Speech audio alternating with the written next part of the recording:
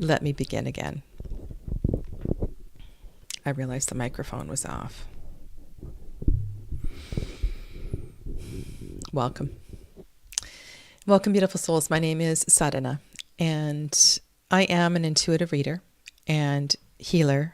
And for the past 48 weeks, I have been journeying through the Thoth Tarot. The inspiration for this series was not to teach the Thoth Tarot, nor to say that I'm any expert on this particular deck. My intention was to weave together the connections from the insights of this heavily esoteric, heavily rich in symbol deck to other decks that claim to intentionally hide or make the deck easier to read. This was also an opportunity to look at decks and to see perhaps what comes through the artwork more subconsciously in certain artists who haven't studied such a range of esoterica as Aleister Crowley, as Arthur Waite, and other adepts from ages gone past, these shoulders that we stand upon as we develop new decks and study the tarot. So taking my time over 48 weeks, I organized this series where the first week of each group, we looked at the major arcana connected with the zodiac sign. And I began in Scorpio last year, and we were looking at the death card. And I decided to start there. There was just something about Samhain and that time of the year. It just felt like a right beginning for me. And so I ended last week with the third decan of Libra. And I definitely will do this again, probably starting in Aries 1. That is a very logical place to begin. But yeah, this has been quite a remarkable journey. And so I thought I would just share with you 10 things that I have learned from this journey. Okay, so the first one is that perhaps it is, and I'll try to type these into the chat for you or let's put them into a banner, that's probably better, is that it's okay to be confused. And what I mean by that is there are a lot of rich decks out there that have been put together with tremendous consideration. And I have a few decks on the table that I want to share with you today. And I've chosen one card to focus on, or a set of cards anyway, and that is the Nine of Cups. For those of you that were in class last night, you might particularly enjoy this reflection.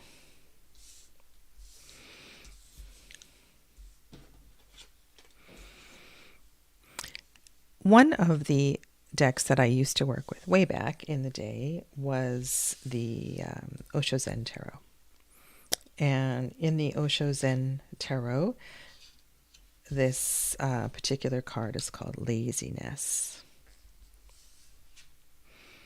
And I find this so interesting because the Eight of Cups in the Crowley deck is called Indolence. And there's this sense of just not having the energy required to do something about the emotions as they work their way towards fulfillment and overwhelming. And yet there seems to be some sort of it doesn't make sense, the journey from the 8 to the 9. How all of a sudden do we get from such a challenging card in the 8 of Cups to this place of beauty and happiness in the 9 of Cups? And what does that represent? And when I look at a card, this one has been on my desk for a long time. It came up for me in a reading, and I've been trying very hard to piece this particular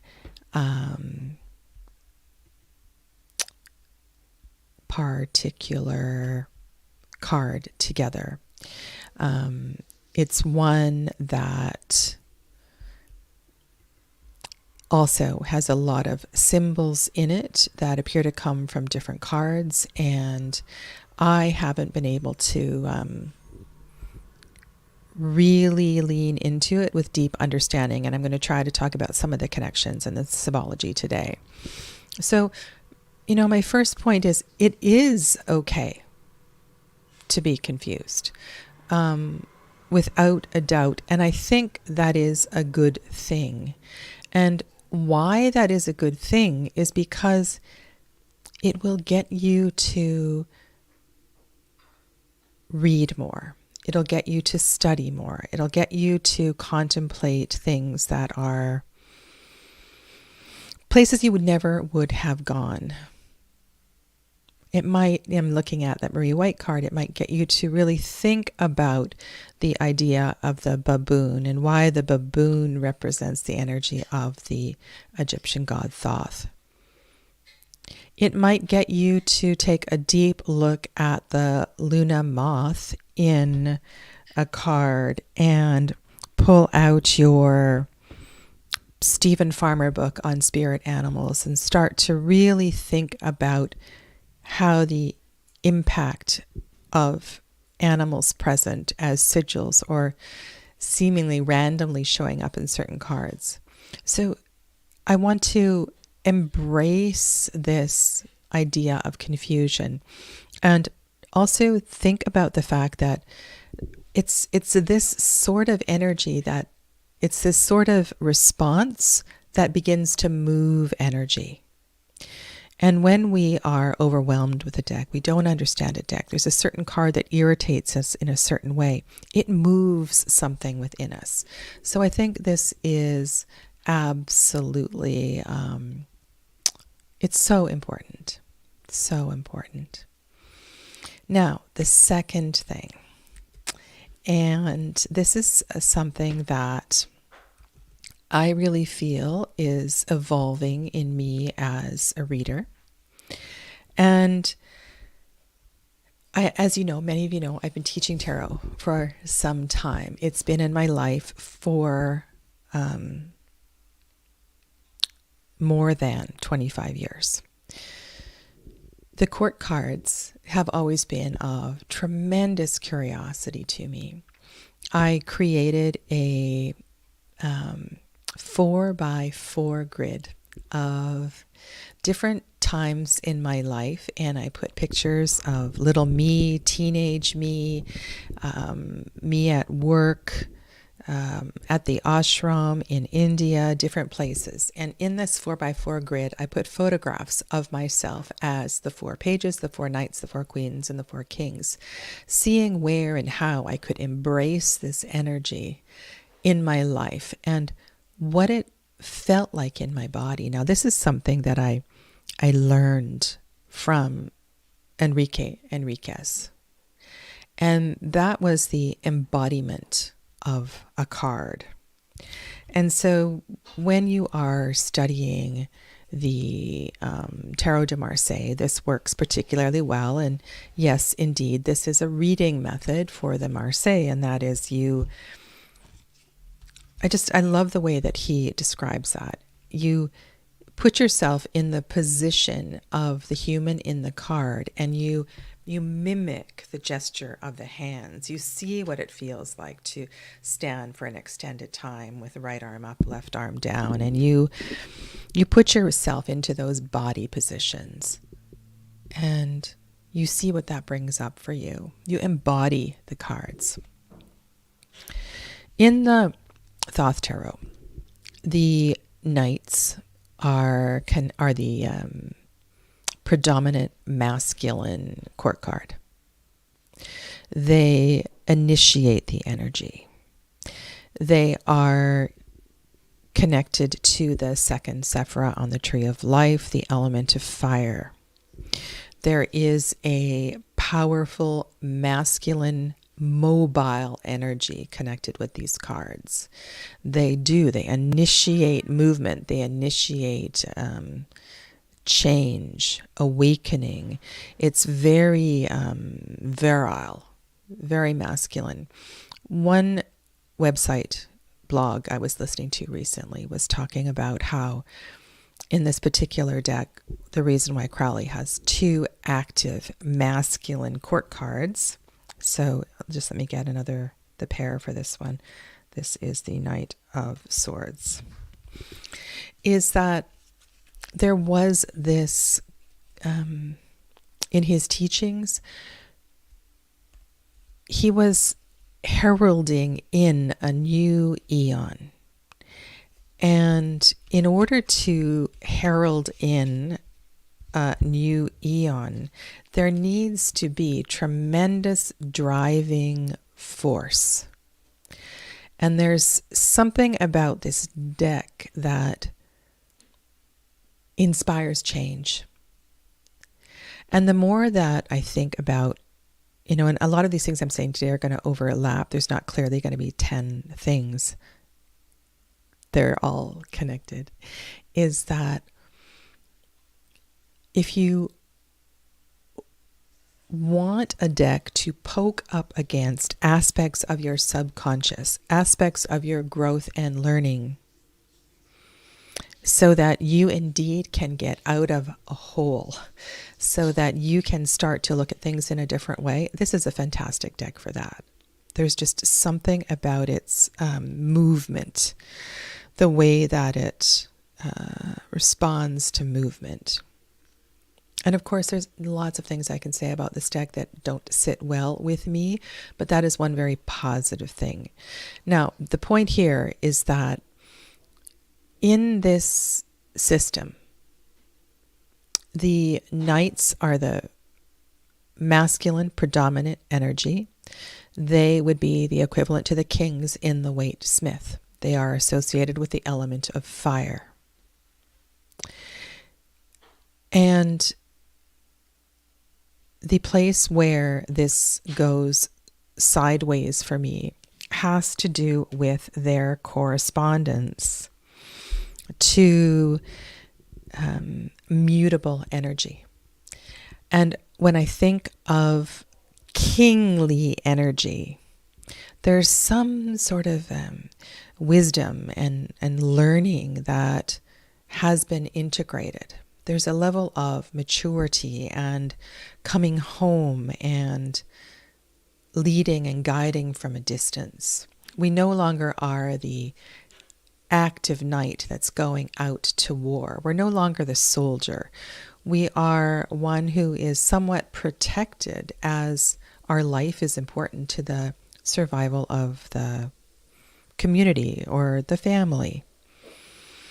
And so in this way, when Waite puts his knights on his kings on a throne, it makes more sense to me.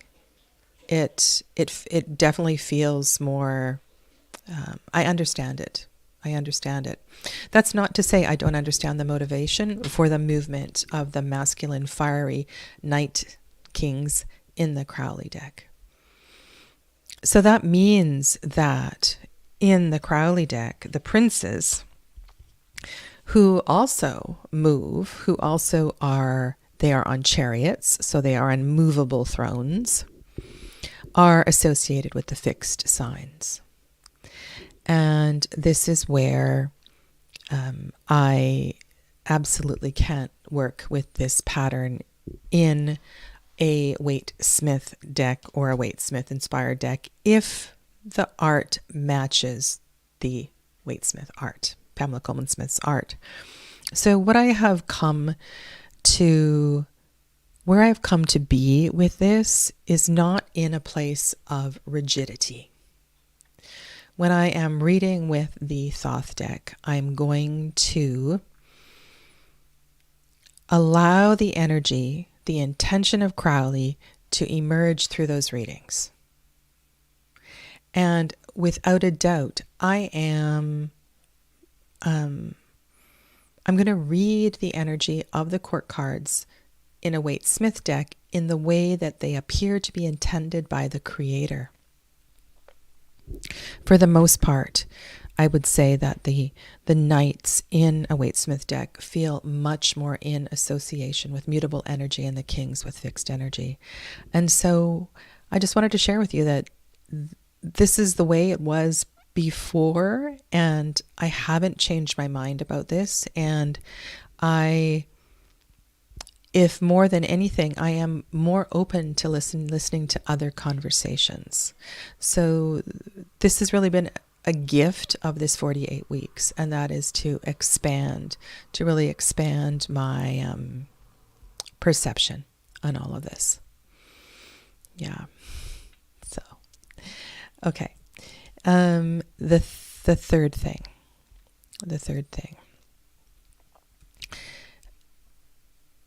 In the Thoth deck, in many Golden Dawn decks, there are keywords that are down on the bottom of the card. And sometimes you will see a single keyword. Sometimes you will see like a lord of something, the hermetic title. And this also happens on other decks as well too, where a deck creator has perhaps been inspired by the Golden Dawn titles, but has changed them to be a close synonym to that word, or something that feels more in alignment with their beliefs and their personal journey through the tarot. One thing that I don't recommend doing is cutting off the keywords. And the reason for that is that each and every deck has its own energy. While it is inspired by other work, and even if a deck creator is coming in with some sort of arrogancy and saying, I'm going to create my own thing and I'm not going to be too influenced by any one system, I think it's going to come through the Akash anyway. They're going to be picking up on this. The tarot deck is just so full of rich collective conscious energy that is available to us.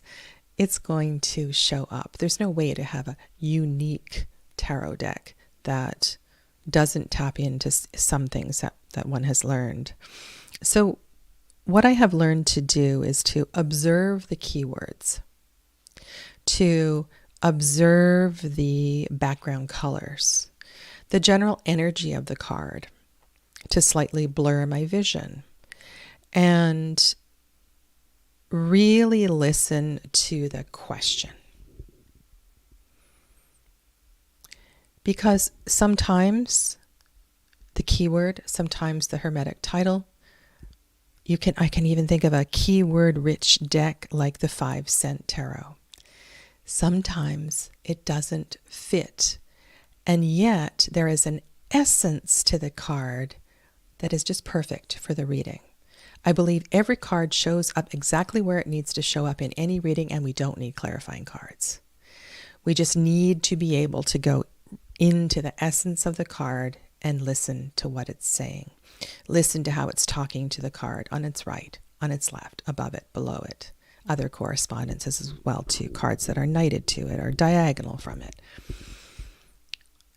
And at the same time, there are certain keywords that I think inspire and awaken conversation. Provocative keywords such as lust for the Strength card is a really wonderful gift and conversation to open up where I'm going with this. And so perhaps this wasn't my number 4, but I'm going to put this as my number 4, is that in the same token as they don't pin me to the box, keywords can expand your perception.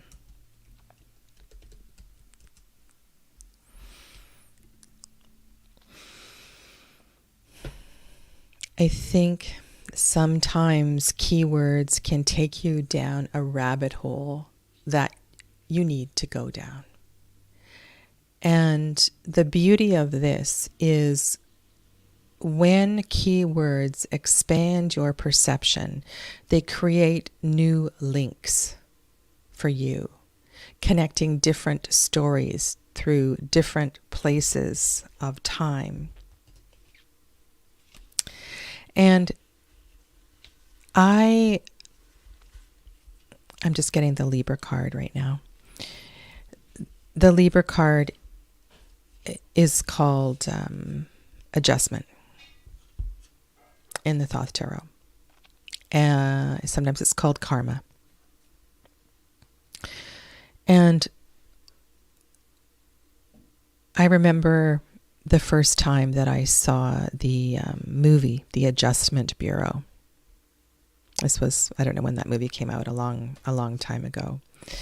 I was thinking about this card in the tarot and the play between our free will and divine will, and that conversation that goes on and on and on about the relationship between free will and divine will, the relationship between legal justice and karmic justice.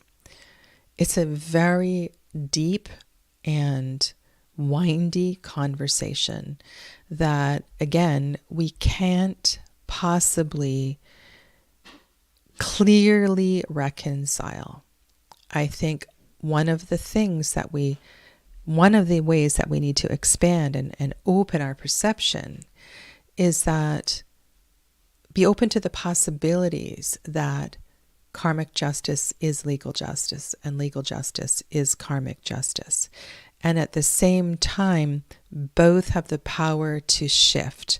Both have the power to move us in new ways.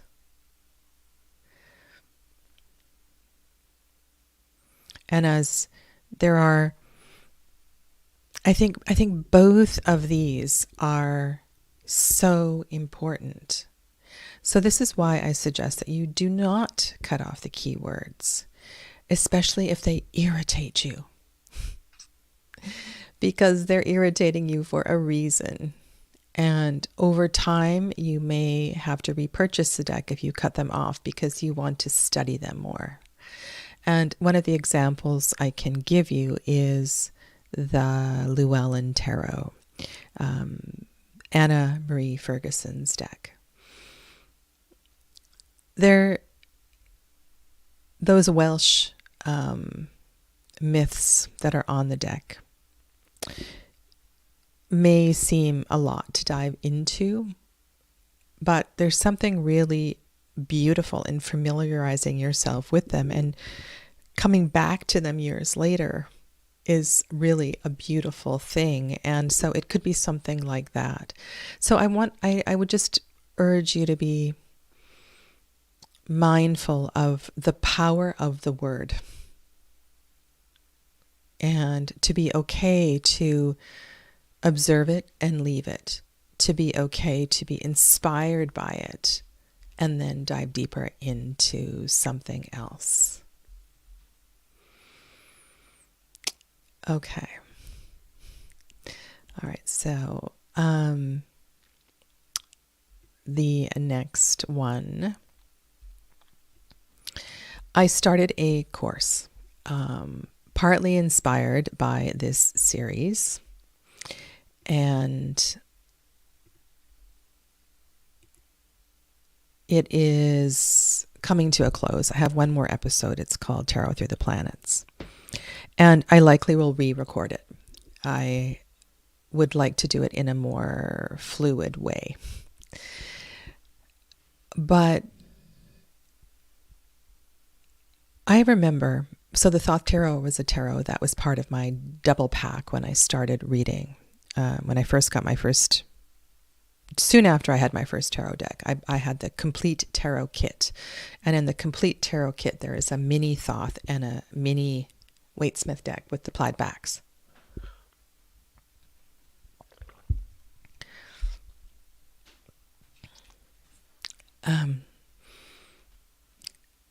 And I took some courses. I had a private mentor. I studied the tarot. I did cross-deck comparisons. Those early years I was very serious about the tarot. I journaled every single day. I did readings every single day. And it was deep. It was deep and very watery. And so one of the things I didn't do was I chose not to study the planets. I chose to leave that out of because it was too overwhelming at the beginning to bring in those correspondences and to understand that how the Golden Dawn had organized the tarot zodiacally. So this kind of goes through a whole circuit of decks that I have worked with, decks that I have done deep dives with. And on my channel, there are many deep dives into decks. And some of them are public, some of them are members only videos. And the Marielle Tarot is one of them. The Marielle Tarot is a deck that contemplates a range of astrology. And not just looking at tropical and sidereal, but to think about different eras and different times and why astrology was used and how it was used. And so Marie White, in her cleverness, maybe in her slightly mad, pregnant mind, she was pregnant with twins at the time the deck was created. And I think this is a brilliant deck. It's always on my little rack over there. Did something quite different with the deck. And if you have Tarot of the Holy Light, the book that goes with it, that is one reference that is really useful in understanding a multiplicity of correspondences. I think coming back to number one is really critical. And maybe I could say this in a more eloquent way, in that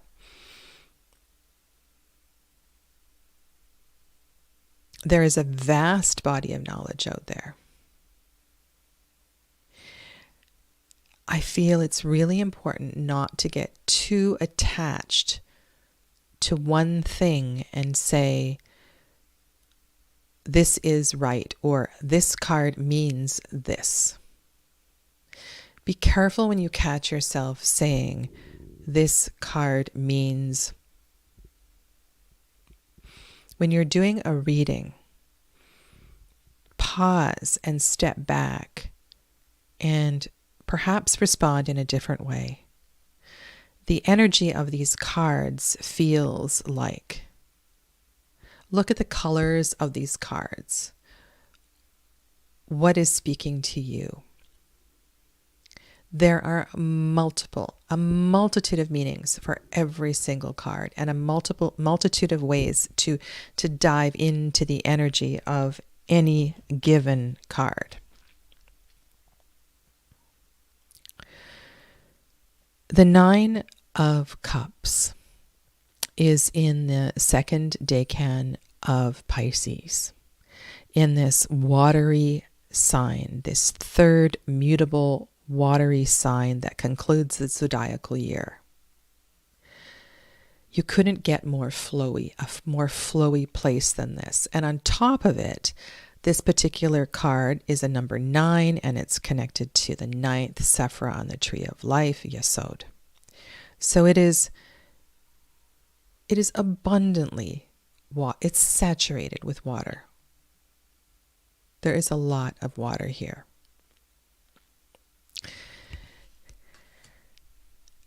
my number 5 point was that planetary correspondences help us to see what we possibly have missed in a card. So let's go back to this card. So this card is the 9th Sephira, Moon. So we know all number 9s in this system are connected to some sort of lunar energy. It's on the central pillar. Central pillar means it's a direct channel to God. It's a direct channel to spirit. Very low on the tree. Low on the tree means it is more mundane, less twinkly, less sparkly. More 3D, less 5D, but planets. So moon, lunar energy. The moon is very close to us. It is the closest classical planet to us. It's the one that affects us the most.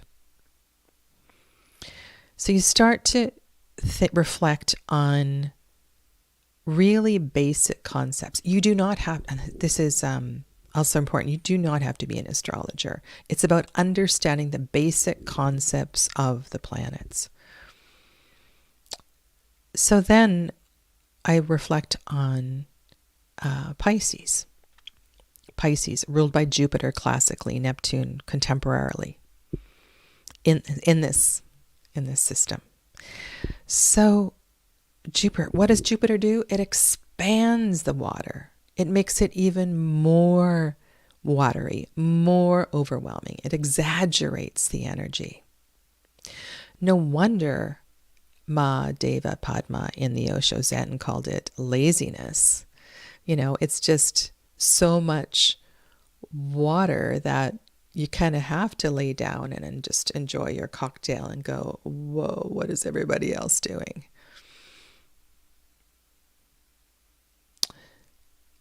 It's really a tidal wave of a card. And yet it is depicted as this beautiful, happy card in so many decks. And yes, all of that emotion can project happiness, but it also can be equally overwhelming. And so in this journey in expanding, and then, just go into Neptune, and you can only imagine where this Jupiter expanding Neptune or Moon plus Neptune, it just gets more loony. It gets more spacey. So while it is not essential to understand planetary energy, it adds so much to your readings. And I don't think moving forward, ever step away from this. So in 2024, my intention is to do a Tarot de Marseille exclusive year. All of my videos, all of the decks, the live readings, the deep dives, everything will be into the Tarot de Marseille, revisiting that system. Is astrology connected to, are the planets connected to that deck, to that system? In some ways, in some cases, by some readers they are, but I don't think this influence will ever leave me. It intrigues me infinitely, abundantly. So that's something there. Hi, Perry. Thank you. Welcome. Sorry, I missed you hopping into the chat. So these are all really important things that I have learned. Number 6 is that there are many. Oh, okay. I need to put this in as a banner, not into there, so it stays on the video. There we go.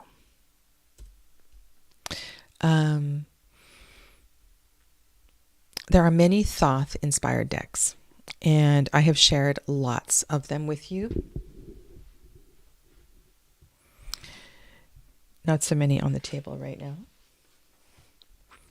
This is the Thoth Journey Tarot, And I thought it might be kind of fun if I have time to read the journal for this particular entry. This is the moon. I was going to read for the beautiful 9 of Water card. This deck is a personal journey into the energy of each of the cards. And the protagonist, who is the author of the expanded guidebook, goes into a meditation in each of the cards and has an experience in each of the cards. And this is kind of one of the things I led with in that, and repeated in a few different places, is that going into a card and experiencing the energy of a card really does take you away from wanting to put tarot into little boxes and find yourself saying, this card means this, that card means that. I worked with the Ashera Tarot, the Sun and Moon, Vision Quest. There were an abundance of Thoth-inspired decks that crossed my desk this year. None of them come anywhere. And of course, let's talk about also, I have to mention, not Susie Chang, Mel Moline's decks. So I will comment on that in a moment. Many of these decks attempt to express what was what comes through in the Crowley deck. But the thing is, there is so much that is expressed in these decks. The color in the background. So this is the 10 of Cups. Decan is Mars. We see the martial color in the background. If the 10 of Cups does not have a martial energy expressed in it some way, it loses an essential element of what is expressed by that. In Pisces season, Pisces ruled by Jupiter, Neptune, if you want to go that way, element water. One of the ways I've come to view Pisces season is that it is and I think melting pot has a negative connotation, and that's not what I mean. Pisces is like a cauldron. It's a cauldron. And I wrote, it's so funny, I made some notes this morning. Do you know, if I use a Harry Potter reference, I don't know if you'll know what that means, but I was thinking about Dumbledore's study. And Dumbledore had a cauldron. It was called a pensieve. And in that pensieve, the liquid was kind of oily and it was moving, and the pensieve contained old memories.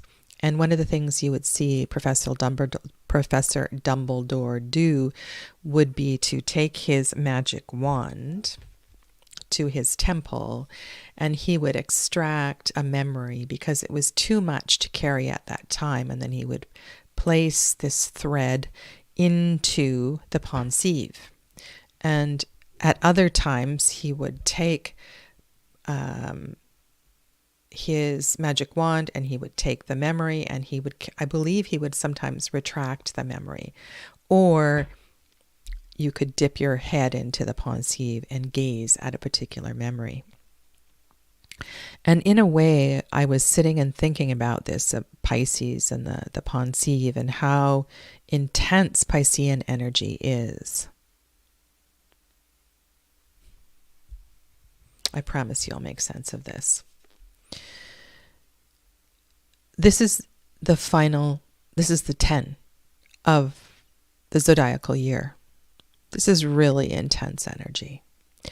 And I find that in many Thoth-inspired decks, they lose, and it's not just the planetary energy, but they lose an essential quality that comes through in the Crowley deck. And I repeat, the Crowley deck is not the be-all and end-all of tarot decks, but it does offer an awful lot of insight. So naturally, taking time.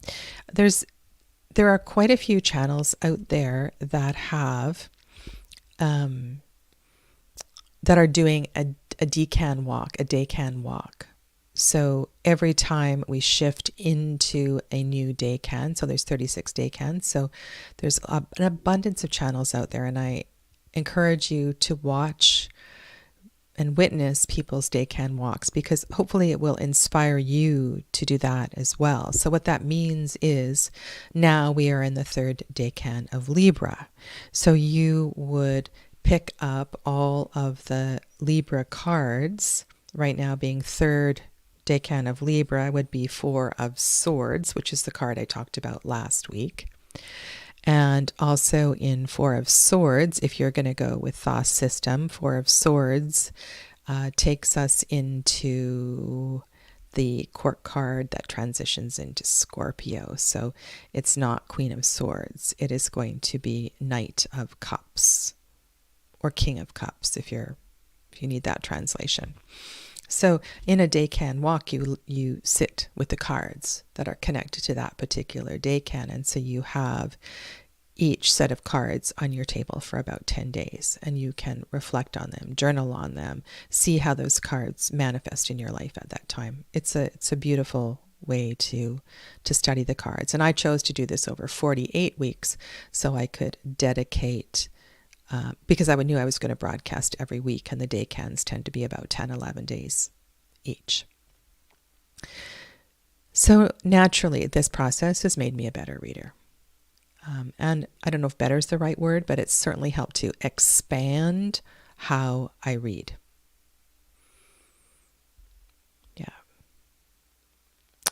And I am really grateful for this journey. Okay. Now, I am not picking on Fortune's wheelhouse. I should probably put Fortune's wheelhouse in quotation marks. I will do that. There are, and I also want to do a shout out to, and I'm sorry, I don't know his name. He's British, English. His channel name is Left Hand Path. His Thoth series is extraordinary. I also don't agree with everything he says. I love Mel Moline and Susie Chang.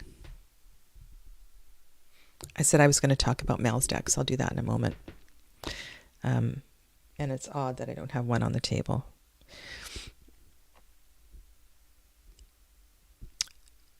Become discriminating, my friends. We all have studied different aspects of spirit in different ways. For me, my yoga direction has been very powerful. And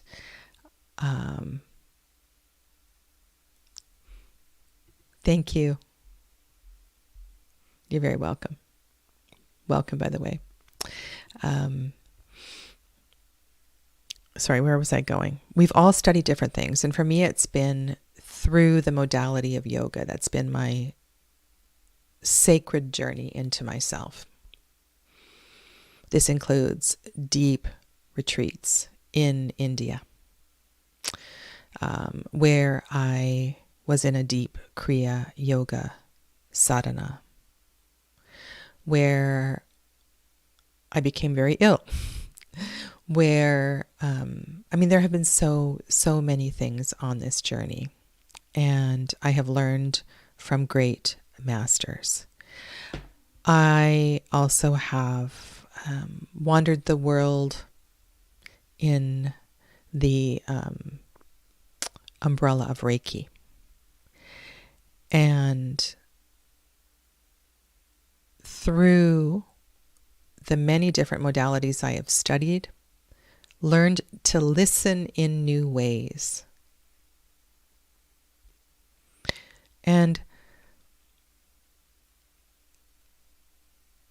it's important to listen and to feel what people are saying, but it's also important to acknowledge what you have already integrated.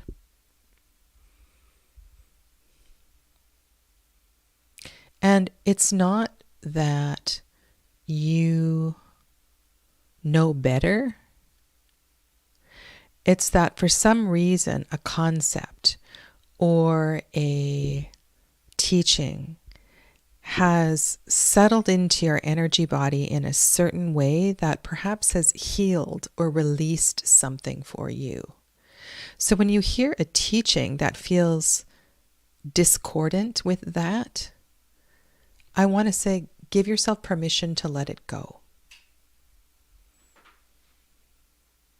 And that's what I mean by I don't agree with everything on Fortune's Wheelhouse. I don't agree with everything in Alain Milo Duquette's book.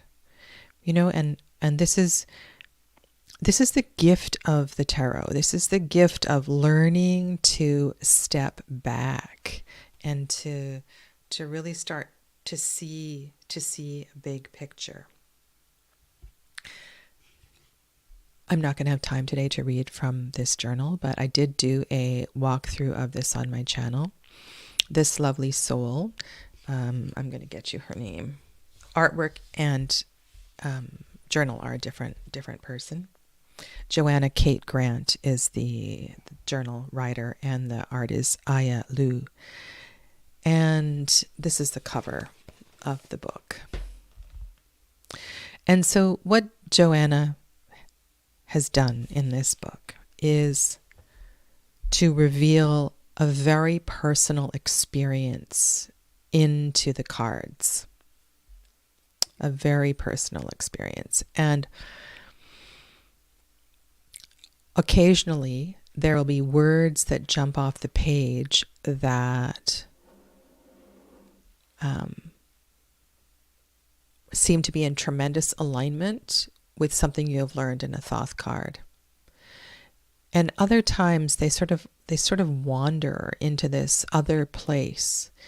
And so what I want to respect, whether it's a great name like Susie Jang and Mel Moline or Alain Milo Duquette or somebody who's newer to me like Joanna Kate Grant, I want to respect everybody's journey and what everybody has learned. And I want to be open to listening to how everybody is receiving the energy of the card.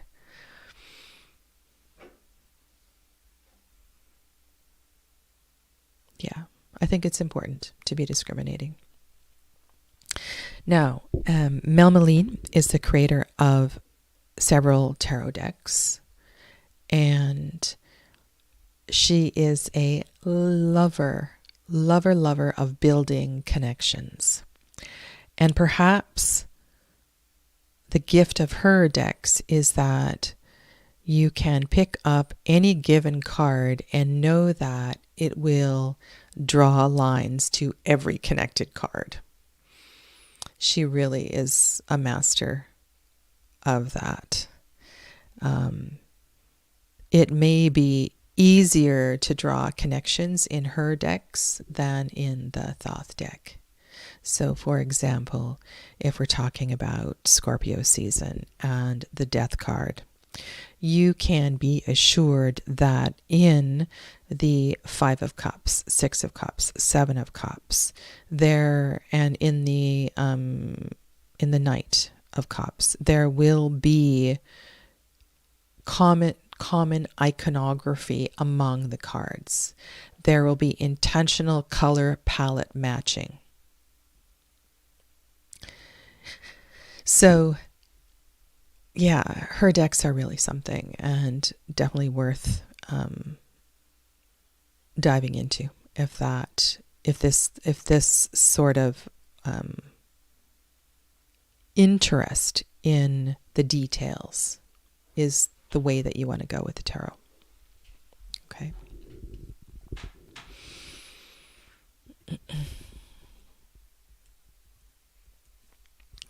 All right. Number 9. Of course, I have alluded to this already, and that is that it's not enough to do this one time. Similarly, I did a deep dive into the Wildwood Tarot, the Wheel of the Year according to the Wildwood. I believe I have done that 3 times. And thanks to those deep dives, I pretty much have those associations stuck in my mind. I can't always, like that, weave together and say, okay, in the Wildwood Tarot, the 6 of air is the season of spring. It comes at the vernal equinox.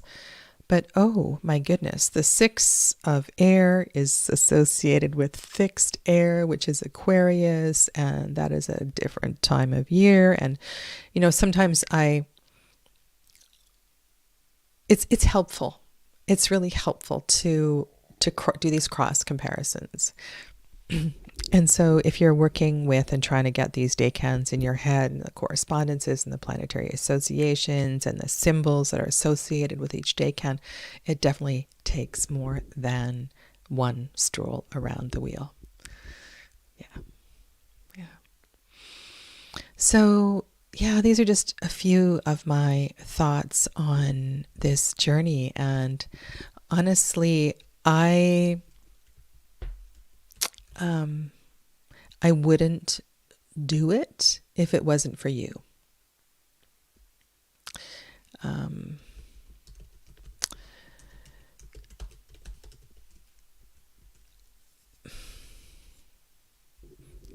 I love studying the tarot, and I probably will always study the tarot. But to go to the effort and the consistency and the degree that I do, I wouldn't do it if you weren't there. If you weren't there supporting my channel, if you weren't there hitting the thumbs up, if you weren't there subscribing and joining, I wouldn't do it. So I thank you. And I thank you. And I thank you for all your beautiful comments. And I thank you for the ones that question what I say. I thank you for the ones that introduce me to new decks. I thank you for the ones that say, well, Sadhana, that's not the way that I interpret it. What do you mean by that? And so it's all of this. And I want to circle back to number 1. You know, it's good that these decks, it's good that these experiences kind of shake us up a little bit and get us to research and to study. And ultimately, it's for our own journey and for our own healing, right? But it's also a reciprocal thing. So I want you to know that. Yeah, this was a real gift to me, as much as what any of you have received out of this 48 weeks. So thank you. Thank you all so much for this opportunity. And in conclusion, I want you to know that next week I will be starting a public series called Breathe With Me. Breathe With Me. And it... I just want to go back to what Arcana 73 says. Yeah, I think that's a really good metaphor. It makes it easier to weave everything together. Yeah.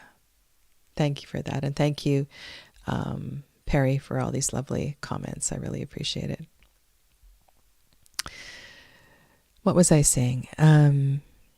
Oh yeah, next week I'm going to start a Breathe With Me series, and this will be public series, and I don't know how many weeks it will go for, but I will be teaching very basic breathing techniques live on Tuesdays at this time. So if you are interested in that, please be sure to subscribe.